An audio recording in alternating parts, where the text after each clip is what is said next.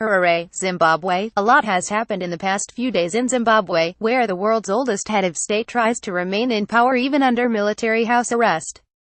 Thousands of giddy Zimbabweans are in the streets to demand his departure, tired of a collapsing economy that once was one of Africa's strongest. Here's a quick guide to the key events and players. Mugabe. The 93-year-old President Robert Mugabe has been under house arrest since Tuesday, when the military moved in. That decision was sparked by Mugabe's firing of his longtime deputy, leading to fears that the president was positioning his unpopular wife, Grace, to succeed him. Mugabe is said to be asking for more time amid negotiations on his departure.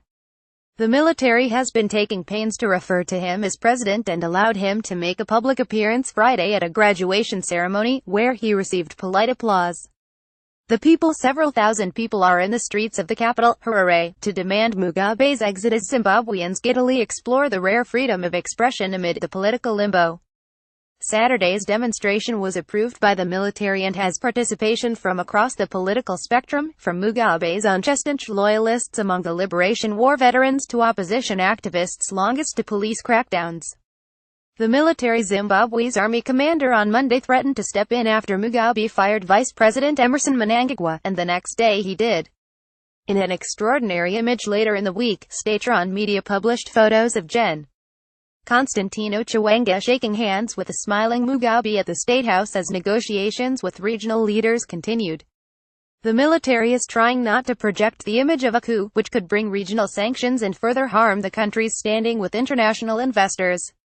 The next leaders. Mnangagwa fled the country shortly after his firing by Mugabe and his whereabouts are unknown. He is expected to lead any new government, and his supporters say he will make a public appearance once arrangements for Mugabe's exit are complete. High-profile opposition leaders such as Morgan Tsvangirai, who shared power with Mugabe between 2009 and 2013 before losing disputed elections, are expected to play a role in a new government, but they have said they have not been contacted by those taking part in the Mugabe negotiations. The First Lady Grace Mugabe has been out of the picture, literally, since the military stepped in.